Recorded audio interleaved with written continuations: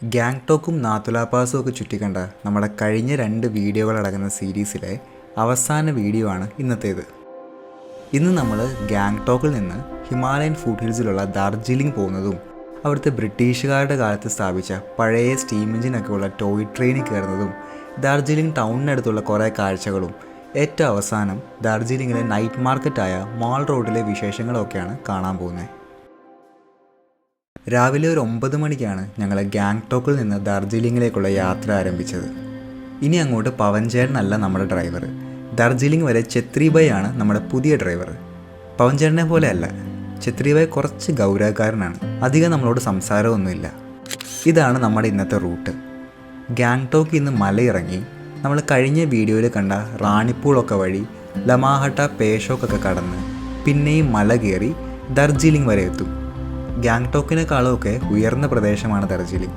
അതുകൊണ്ട് തന്നെ തണുപ്പും ലേശം കൂടുതലാണ് അവിടെ.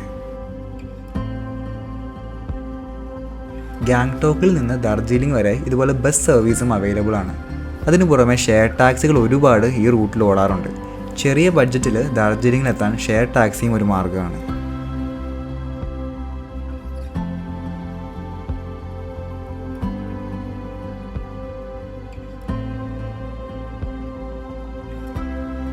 പോകുന്ന വഴിയിൽ ചെറിയൊരു ടൗൺ എത്തിയപ്പോൾ അവിടുത്തെ ഒരു ഹോട്ടലിൽ ലഞ്ചിനായിട്ട് വണ്ടി നിർത്തി. അരിയാഹാരങ്ങളാണ് കൂടുതലായി ഇവിടെ കിട്ടുന്നത്. അധികം തരക്കേടില്ലാത്ത വൃത്തിയൊക്കെ ഉള്ളൊരു ഹോട്ടലാണ്.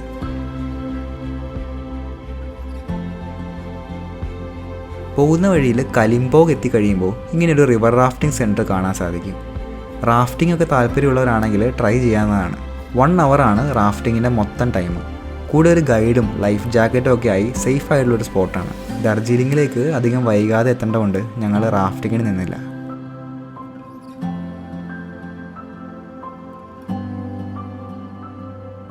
പോകുന്ന വഴി ഇടയ്ക്കിടയ്ക്ക് ഇതുപോലെ നല്ല ബ്ലോക്ക് കിട്ടും. സിക്കിമിലേക്ക് പോകുന്ന ഷെയർ ടാക്സികളാണ് ഈ ലഗേജൊക്കെ വെച്ച് പോകുന്നത്. മിക്ക ഷെയർ ടാക്സികളിലും ഇതുപോലെ ഒരാൾക്ക് ഒരു പെട്ടി വെച്ചൊക്കെ അലൗഡാണ്.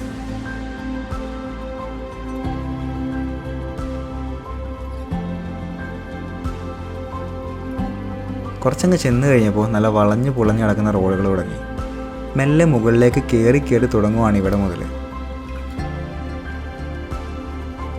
ഒട്ടും തന്നെ ഭീതിയില്ലാത്ത റോഡിലൂടെയാണ് നമ്മൾ ഈ പോയിക്കൊണ്ടിരിക്കുന്നത്.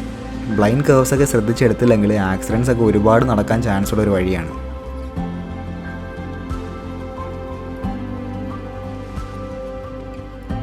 പോകുന്ന വഴിയുള്ള ചെറിയൊരു വ്യൂ പോയിൻ്റാണിത്, ലവേഴ്സ് മീറ്റ് വ്യൂ പോയിൻ്റ്. ഈ റൂട്ട് പോകുന്ന ടൂറിസ്റ്റുകളുള്ള ടാക്സികളൊക്കെ ഇവിടെ ഹോൾട്ട് ചെയ്യാറുണ്ട്. ഞങ്ങളും ഒന്ന് കണ്ടുപോകാമെന്ന് വെച്ചു.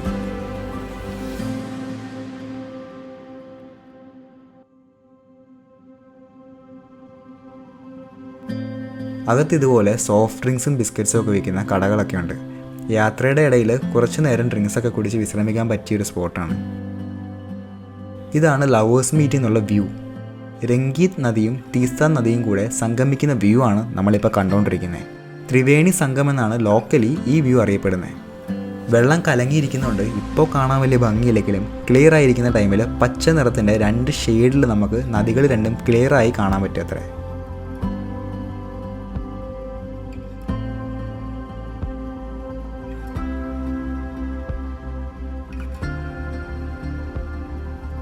നമ്മളിപ്പോൾ നിൽക്കുന്നതെല്ലാം പേഷോക്ക് ടീ ഗാർഡൻ്റെ ഏരിയ ആണ്. പോകുന്ന വഴി നമുക്കിങ്ങനെ ടീ ഗാർഡനിലൊക്കെ ഇറങ്ങി നടക്കാനൊക്കെ പറ്റും. നമ്മുടെ മൂന്നാറൊക്കെ ഓർമ്മ വരും ഈ സ്ഥലത്ത് ഇങ്ങനെ നിൽക്കുമ്പോൾ.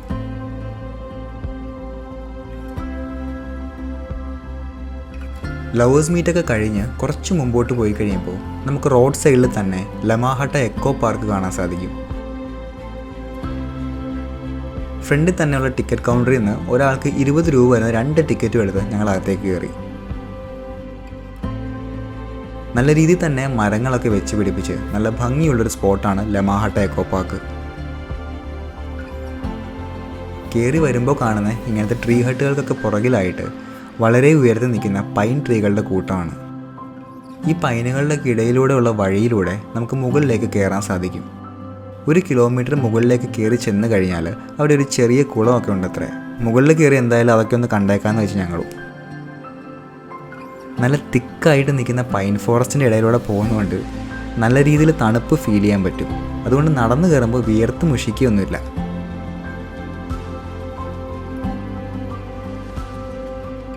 അങ്ങനെ മുകളിൽ കയറി ഒരു ക്ലിയറിംഗ് എത്തിക്കഴിയുമ്പോൾ നമുക്ക് പോണ്ട് കാണാൻ സാധിക്കും. ഇതൊരു നാച്ചുറൽ പോണ്ടല്ല, എക്കോ പാർക്കിൻ്റെ അട്രാക്ഷൻസിൻ്റെ ഭാഗമായിട്ട് ഇവിടെ കെട്ടിയിരിക്കുന്നതാണ്.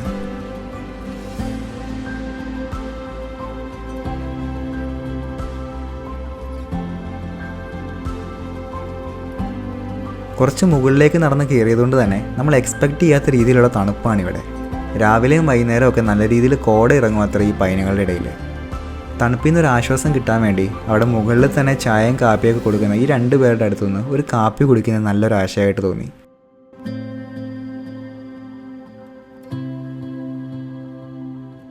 അങ്ങനെ കുറച്ചു നേരം അവിടെ നിന്ന് വിശ്രമിച്ച ശേഷമാണ് ഞങ്ങൾ താഴേക്ക് ഇറങ്ങിയത്. ഇനി അങ്ങോട്ട് സ്റ്റോപ്പുകളൊന്നും എടുക്കേണ്ടതെന്ന് തീരുമാനിച്ചുകൊണ്ട് ഞങ്ങൾ ഡാർജിലിംഗ് ലക്ഷ്യം വെച്ച് നീങ്ങി.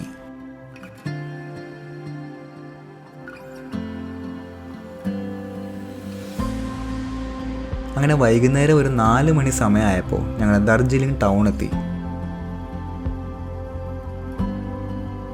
റോഡിൻ്റെ സൈഡിലായിട്ട് നമുക്ക് നാളെ പോകാനുള്ള ടോയ് ട്രെയിനിൻ്റെ ട്രാക്കൊക്കെ കാണാൻ സാധിക്കും. ഇടയ്ക്ക് ആക്ച്വൽ ടോയ് ട്രെയിൻ തന്നെ നമുക്ക് ദൂരെ നിന്ന് കാണാൻ പറ്റി. ഇതാണ് ഞങ്ങളുടെ 2 ദിവസത്തെ സ്റ്റേ. ഷാങ്ഗ്രി-ല റെസിഡൻസി എന്നാണ് പേര്. നല്ല ഡീസൻ്റായ റൂംസൊക്കെ ആയിട്ട് ടൗണിൽ തന്നെയാണ് ലൊക്കേഷൻ. അടുത്ത ദിവസം രാവിലെ തന്നെ ടോയ് ട്രെയിൻ റൈഡിന് പോകാനുള്ളതാണ്. അപ്പോൾ നമുക്ക് അടുത്ത ദിവസത്തെ ഡാർജിലിംഗ് കാഴ്ചകളിലേക്ക് പോകാം. അടുത്ത ദിവസം രാവിലെ ഒരു 8:45 ആയപ്പോൾ ഞങ്ങളെ ടോയ് ട്രെയിൻ സ്റ്റേഷനിലേക്ക് കൊണ്ടുപോകാനുള്ള ടാക്സി എത്തി. ഇന്നത്തെ കറക്കം മൊത്തം ഈ വണ്ടിയിലാണ്. ഛത്രിബായ് ഇന്നലെ നമ്മളെ ഡ്രോപ്പ് ചെയ്ത് തിരികെ പോയായിരുന്നു. നിക്മ ദ എന്നാണ് നമ്മുടെ ഡ്രൈവറിൻ്റെ പേര്. നേപ്പാളി നെയിമാണ്. ഡാർജിലിംഗിൽ തന്നെയാണ് താമസമൊക്കെ പുള്ളിയുടെ. ഈ കാണുന്ന പോലെ ചെറിയ വഴികളാണ് ഡാർജിലിംഗിന് മൊത്തം. അതുകൊണ്ട് തന്നെ മിക്ക റോഡുകളും 1 വേ ആണ്. സ്ഥലം അത്ര പരിചയമില്ലാത്ത ഒരു വണ്ടിയായിട്ട് ഇറങ്ങിയാൽ പെട്ടുപോകാൻ നല്ല ചാൻസ് ഉണ്ട്. രാവിലെ കുട്ടികളൊക്കെ സ്കൂളിൽ പോകുന്ന ടൈമാണിപ്പോൾ. ഇവിടെ വന്നു കഴിഞ്ഞിട്ട് ഇതുപോലെ ടാക്സി സ്റ്റാൻഡുകളിലൊക്കെ ചെന്നാൽ ഒരു ദിവസത്തേക്കായിട്ട് നമുക്ക് ടാക്സികളൊക്കെ റെൻറ്റിന് കിട്ടും.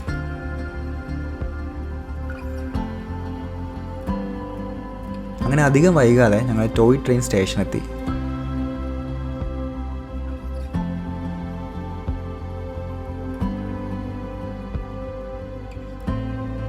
നമുക്ക് നേരിട്ട് ഇവിടെ വന്ന് ടിക്കറ്റ് എടുക്കാവുന്നതാണ്. പക്ഷേ ഓൺലൈനായിട്ട് നേരത്തെ ടിക്കറ്റ് എടുത്ത് വെക്കുന്നതാണ് എപ്പോഴും നല്ലത്.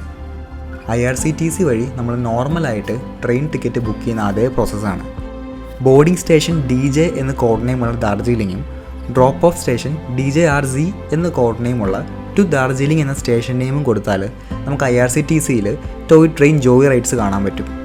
സ്റ്റീം എഞ്ചിനും ഡീസൽ എഞ്ചിനും ഓപ്ഷൻസാണ് നമുക്കതിൽ കാണാൻ സാധിക്കുന്നത്. അതിൽ സ്റ്റീം എഞ്ചിനാണ് പണ്ട് മുതലേ ഉള്ളത്. നമ്മൾ ബുക്ക് ചെയ്തിരിക്കുന്നതും സ്റ്റീം എഞ്ചിൻ റൈഡാണ്. 9:25 നമ്മുടെ ട്രെയിൻ. ഇതേ സ്റ്റേഷനിൽ തിരികെ ഒരു 11 മണി കഴിയുമ്പോഴേക്കും എത്തും. കുറച്ച് വെയിറ്റ് ചെയ്ത് കഴിഞ്ഞപ്പോഴത്തേക്കും ഞങ്ങളുടെ ട്രെയിൻ എത്തി.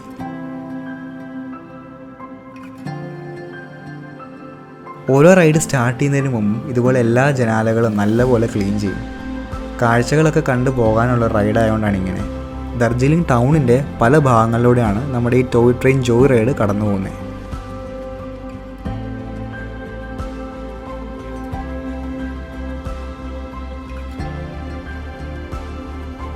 ടൗണിലെ ട്രാഫിക് ജാമിൻ്റെ ഒക്കെ ഇടയിലൂടെ വണ്ടികളുടെയൊക്കെ തൊട്ടടുത്തൂടെയാണ് നമ്മളിങ്ങനെ ട്രെയിനിൽ പോയിക്കൊണ്ടിരിക്കുന്നത്. ഒരു പ്രത്യേകതര എക്സ്പീരിയൻസ് ആണ്.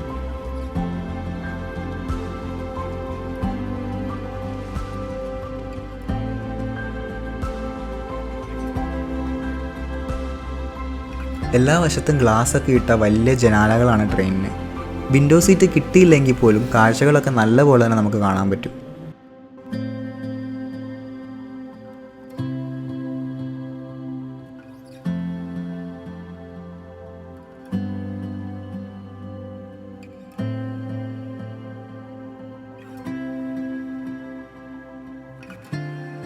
ഈ വീടിൻ്റെയൊക്കെ തൊട്ടടുത്തൂടെയാണ് ട്രെയിൻ കടന്നു പോകുന്നത്. കുറച്ചങ്ങനെ ചെന്ന് കഴിയുമ്പോൾ നമ്മൾ ഈ കാണുന്ന ബറ്റാസെ ലൂപ്പ് എന്ന് പറയുന്ന സ്ഥലത്തെത്തും. ഇവിടെ ഒരു 15 മിനിറ്റ് അടുത്ത് നമുക്ക് സ്റ്റോപ്പുണ്ട്. ഇവിടുത്തെ കാഴ്ചകളൊക്കെ കാണാനുള്ള സമയമാണിത്. ടോയ് ട്രെയിൻ റൈഡെന്ന് നമ്മൾ വിളിക്കുന്ന ഈ ഡാർജിലിംഗ് ഹിമാലയൻ റെയിൽവേ ഒരു യുനെസ്കോ വേൾഡ് ഹെറിറ്റേജ് സൈറ്റ് കൂടിയാണ്. ദർജീലിങ്ങിനെയും പിന്നെ നമ്മൾ ഈ സീരീസിലെ ആദ്യത്തെ വീഡിയോയിൽ ഗാങ്ടോക്കിലേക്ക് പോയ വഴി പാസ് ചെയ്ത് വന്ന സിലിഗുരിങ്ങിനെയും ബന്ധിപ്പിച്ചുകൊണ്ടാണ് 1881 ബ്രിട്ടീഷുകാർ ദർജീലിംഗ് ഹിമാലയൻ റെയിൽവേ പണിയുന്നത്.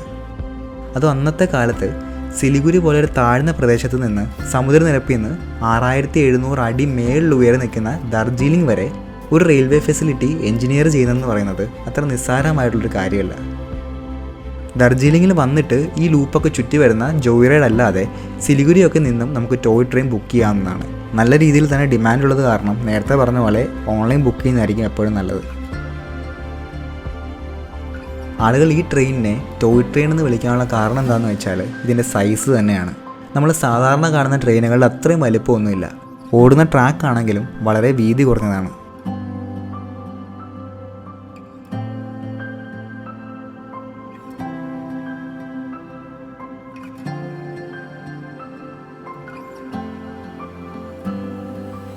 കുറച്ച് കഴിഞ്ഞപ്പോൾ വിസിലൊക്കെ മുഴക്കി ട്രെയിൻ അവിടെ നിന്ന് നീങ്ങി തുടങ്ങി.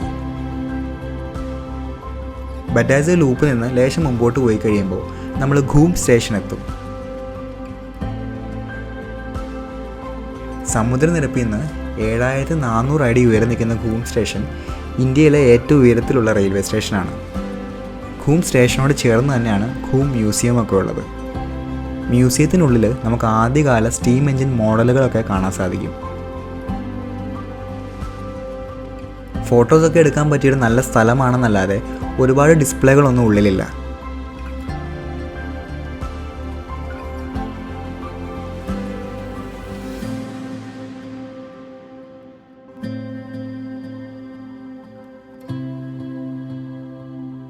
കുറച്ചു നേരം കാഴ്ചകളൊക്കെ കണ്ടതിന് ശേഷം ഞങ്ങൾ തിരികെ കയറി.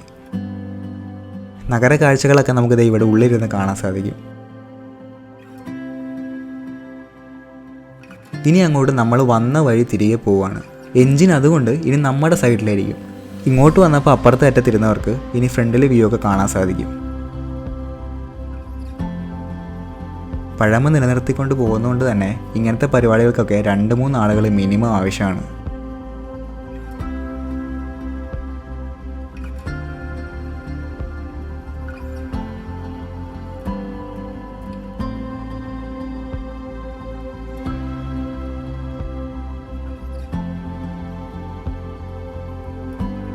ട്രെയിനിനെ മുട്ടിയില്ല എന്ന് പറഞ്ഞാണ് ബസ്സൊക്കെ പോകുന്നത്. വന്ന വഴി തിരികെ ഓടി അങ്ങനെ ഞങ്ങൾ ദാർജിലിംഗ് സ്റ്റേഷനിലെത്തി. സ്റ്റേഷൻ്റെ വാതിക്കൽ തന്നെ നമ്മുടെ നിഗ്മ ബായ് നമുക്ക് വേണ്ടി വെയിറ്റ് ചെയ്യുന്നുണ്ടായിരുന്നു. റോഡൊക്കെ തിങ്ങി നിറഞ്ഞാണ് ആളുകളും വണ്ടികളും ഒക്കെ പോകുന്നത്.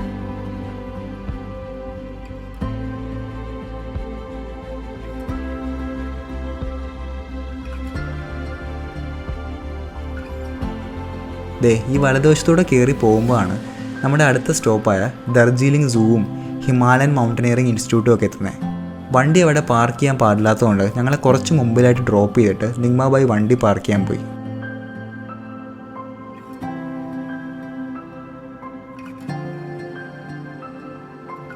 സൂവിൽ കയറി ചെല്ലുമ്പോൾ തന്നെ നമുക്ക് എല്ലാ ആനിമൽസും എവിടെയായിട്ടാണ് ഉള്ളതെന്നുള്ളൊരു മാപ്പ് കാണാൻ സാധിക്കും. ഇവിടുത്തെ കാഴ്ചകളൊക്കെ വിവരിക്കാൻ നിൽക്കുകയാണെങ്കിൽ ഒരുപാടുണ്ട്. അതുകൊണ്ട് ഇവിടുത്തെ കുറച്ച് ക്ലിപ്സ് മാത്രം കാണാം നമുക്ക്.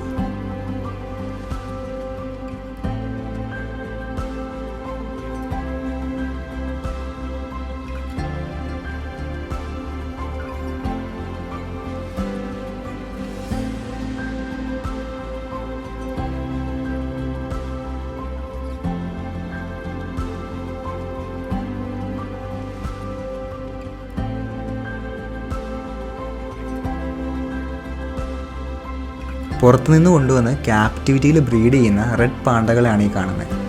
ഒരു എൻഡേഞ്ചർഡ് സ്പീഷീസ് ആയതുകൊണ്ട് തന്നെ ഇവിടെ ബ്രീഡ് ചെയ്ത ശേഷം ആരോഗ്യവാന്മാരെ ബംഗാൾ കാടുകളിൽ കൊണ്ടുവിടുകയാണ് ചെയ്യുന്നത്. നമ്മുടെ കാടുകളൊക്കെ ആയിട്ട് ഇണങ്ങിച്ചേരാൻ ഇപ്പോൾ കുറച്ച് ബുദ്ധിമുട്ടുണ്ടെങ്കിലും അടുത്ത തലമുറ ആകുമ്പോഴേക്കും മുഴുവനായും തന്നെ ഇണങ്ങിച്ചേരേണ്ടതാണെന്നാണ് നിരീക്ഷണം.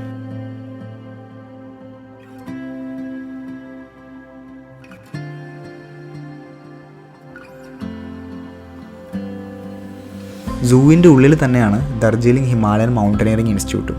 ടെൻസിങ്ങും ഹിലാരിയും മൗണ്ട് എവറസ്റ്റ് കീഴടക്കിയതിൻ്റെ ഓർമ്മയ്ക്കായാണ് 1954 പണ്ഡിറ്റ് ജവഹർലാൽ നെഹ്റു ഇൻസ്റ്റിറ്റ്യൂട്ട് സ്ഥാപിക്കുന്നത്.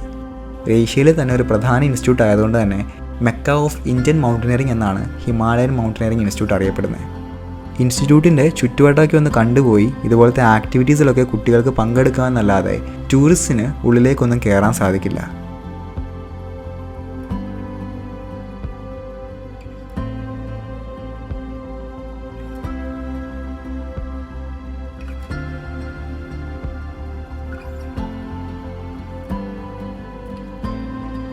ഡാർജിലിംഗ് ചായപ്പൊടികൾക്ക് ഫേമസ് ആയിട്ടുള്ള സ്ഥലമായതുകൊണ്ട് തന്നെ ഇവിടെ വന്നാൽ ചായപ്പൊടിയൊക്കെ മേടിക്കാൻ ഇതുപോലെ ഒരുപാട് സ്ഥലങ്ങളുണ്ട്. നിങ്ങൾ ഡാർജിലിംഗ് വിസിറ്റ് ചെയ്യുമ്പോൾ ഓർത്തിരിക്കേണ്ട ഒരു കാര്യം എന്താണെന്ന് വെച്ചാൽ ഇതുപോലെയുള്ള ടീ എസ്റ്റേറ്റുകളുടെയൊക്കെ സൈഡിൽ നിന്ന് ചായപ്പൊടികൾ വിൽക്കുന്ന ചെറിയ ചെറിയ കടകളിലായിരിക്കും ഏറ്റവും റേറ്റ് കുറവിൽ കിട്ടുന്നത്. ഡാർജിലിംഗിലെ നൈറ്റ് മാർക്കറ്റായ മോൾ റോഡിലൊക്കെ പോവുകയാണെങ്കിൽ ചായപ്പൊടികൾ വിൽക്കുന്ന ഒരുപാട് കടകൾ കാണാൻ സാധിക്കും. നമുക്ക് സ്പെഷ്യലായ വെറൈറ്റി ഒന്നും വേണ്ടാന്നുണ്ടെങ്കിൽ അതൊക്കെ അവോയ്ഡ് ചെയ്ത് ഇങ്ങനത്തെ സ്പോട്ടുകളിൽ നിന്ന് മേടിക്കുന്നതാണ് എപ്പോഴും ലാഭം. നമ്മൾ ഗാങ്ടോക്ക് വീഡിയോയിൽ കണ്ടതുപോലെ 50 രൂപയ്ക്കൊക്കെ നമുക്ക് ഇവിടുത്തെ ട്രഡീഷണൽ ഡ്രസ്സുകൾ റെൻറ്റിന് കിട്ടും. കുറേ പേർ അത് വാങ്ങി ഫോട്ടോസൊക്കെ എടുത്തിട്ടാണ് ഇവിടുന്ന് പോകുന്നത്.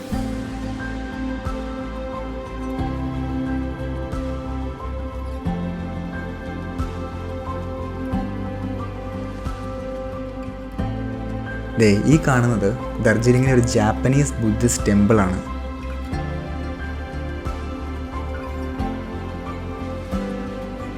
ജലപ്പഹർ മലനിരകളുടെ ചരിവിൽ സ്ഥിതി ചെയ്യുന്ന ജാപ്പനീസ് ടെമ്പിളും പീസ് പഗോഡയും 1992 പണി പൂർത്തീകരിച്ചതാണ്.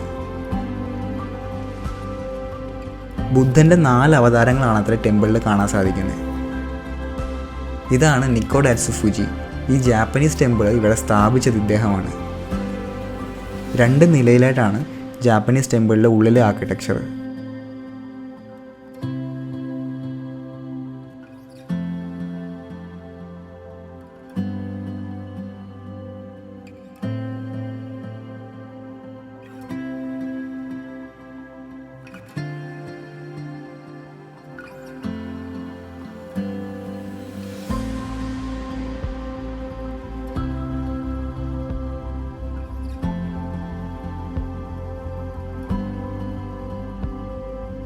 മുകളിലത്തെ നിലയിൽ നിന്ന് നോക്കിക്കഴിഞ്ഞാൽ നമ്മുടെ ടെമ്പിളിൻ്റെ ഭാഗമായിട്ടുള്ള പീസ് പഗോഡ കാണാൻ സാധിക്കും നമുക്ക്. യുദ്ധങ്ങളൊന്നുമില്ലാത്ത സമാധാനപരമായ ഒരു ലോകം പടുത്തുയർത്താനായിട്ട് എല്ലാ വംശങ്ങളിലും മതങ്ങളിലുമുള്ള മനുഷ്യരെ ഉൾപ്പെടുത്തിക്കൊണ്ടുള്ള ഒരു പ്രതീകമായിട്ടാണ് ഈ പീസ് പഗോഡ നിലനിൽക്കുന്നത്. തിരികെ പോകുന്ന വഴി ഇവിടുത്തെ ഫേമസ് മാർക്കറ്റ് റോഡായ മോൾ റോഡിൽ ഒരു കാപ്പി കുടിക്കാൻ ഞങ്ങൾ ഇറങ്ങി. ഇവിടുത്തെ ഈ ഭാഗത്തെ കടകൾക്കൊക്കെ ഒരു ബ്രിട്ടീഷ് ടച്ചാണ്. പക്ഷേ ഇവിടുത്തെ കാഴ്ചകൾ നമ്മൾ കാണേണ്ടത് ഇപ്പോൾ അല്ല. സന്ധ്യ മയങ്ങിക്കഴിഞ്ഞാണ് മാർക്കറ്റ് സജീവമാകുന്നത്. അപ്പോൾ നമുക്ക് മോൾ റോഡിലെ കാഴ്ചകൾ തുടക്കം മുതലേ കാണാം. നമ്മുടെ സ്റ്റേയിൽ നിന്ന് നടന്നു വരാനുള്ള ദൂരം മാത്രമേ ഉള്ളൂ മാർക്കറ്റിലേക്ക്. വൈകുന്നേരം ഒരു 7 മണിയൊക്കെ കഴിഞ്ഞിട്ടാണ് ഞങ്ങൾ മാർക്കറ്റിലേക്ക് പിന്നെ ഇറങ്ങിയത്. ഇവിടെ നിന്നാണ് മാർക്കറ്റ് റോഡ് സ്റ്റാർട്ട് ചെയ്യുന്നത്.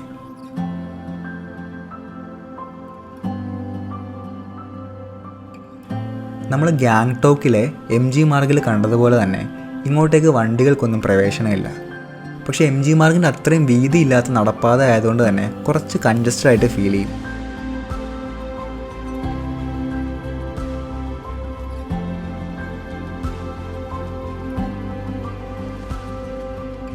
ഈ ഒരു ടൈം ആകുമ്പോഴാണ് മാർക്കറ്റിൽ ഇതുപോലെ ഫുഡ് വെൻഡേഴ്സൊക്കെ വരുന്നത്. നൂഡിൽസും ചിക്കൻ ഫ്രൈയും മോമോസും ഒക്കെ ലൈവായിട്ട് തന്നെ ചൂടോടെ ഉണ്ടാക്കി തരും. ഈ കാണുന്ന ചിക്കനൊക്കെ മസാല പുരട്ടി വെച്ചിട്ടുണ്ടെന്നേ ഉള്ളൂ. നമ്മൾ ഓർഡർ കൊടുത്ത ശേഷമാണ് എണ്ണയിലിട്ട് പൊരിച്ചെടുക്കുന്നത്.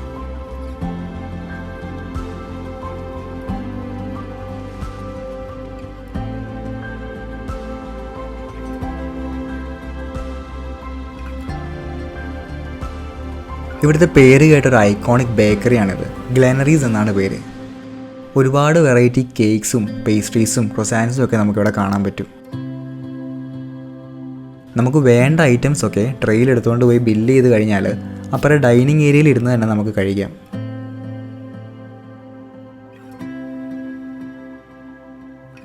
ബേക്കറി ഐറ്റംസിന് പുറമെ ഇതുപോലെ സൂവനിയേഴ്സും ക്രാഫ്റ്റ് ഐറ്റംസും ഒക്കെ ഇവിടുന്ന് മേടിക്കാൻ സാധിക്കും.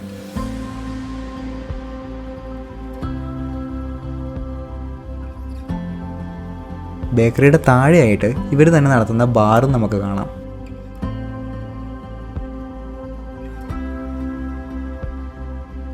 ഞങ്ങൾ ഇവരുടെ ബ്ലൂബെറി ചീസ് കേക്കും 2 ടാർട്ട്സും ഒരു എക്ലെയറും ഒക്കെ മേടിച്ച് ട്രൈ ചെയ്തു. എല്ലാ ഐറ്റവും ഒരെണ്ണം വെച്ചെടുക്കണം എന്നുണ്ടായിരുന്നെങ്കിലും തൽക്കാലം ഞങ്ങൾ ഇതുകൊണ്ട് അഡ്ജസ്റ്റ് ചെയ്തു. ഈ കാണുന്ന പോലെ ടീ പൗഡറൊക്കെ വിൽക്കുന്ന കടകളും മാർക്കറ്റിൽ ഒരുപാട് കാണാം നമുക്ക്. നമ്മൾ നേരത്തെ കണ്ട സ്ഥലങ്ങളിലൊക്കെ കാണാൻ കുറച്ച് റേറ്റ് കൂടുതലായിരിക്കും ഇവിടെ.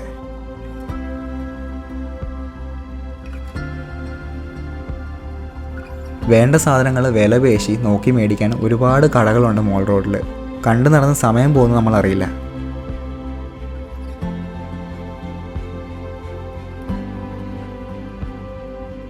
റോഡിൻ്റെ അറ്റം എത്തിക്കഴിഞ്ഞാൽ ഇങ്ങനെ ഒരു ഓപ്പണിംഗ് ആണ്.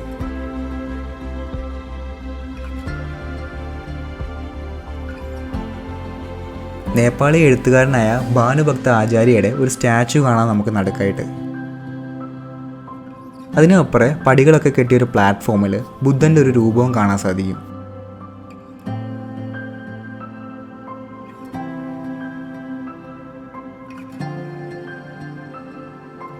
മെയിൻ മാർക്കറ്റ് ഏരിയ കഴിഞ്ഞാൽ നമുക്ക് താഴേക്ക് ഇങ്ങനൊരു ചെറിയ റോഡ് കാണാം.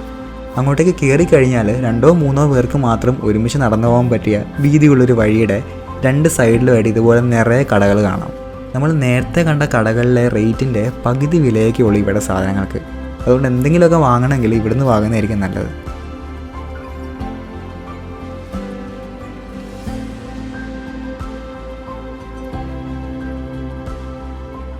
അങ്ങനെ മാർക്കറ്റ് മൊത്തം ചുറ്റിക്കണ്ട് പോകുന്ന വഴി കുറച്ച് ചിക്കൻ ഫ്രൈ ഒക്കെ വാങ്ങിച്ച് ഞങ്ങൾ തിരികെ മടങ്ങി.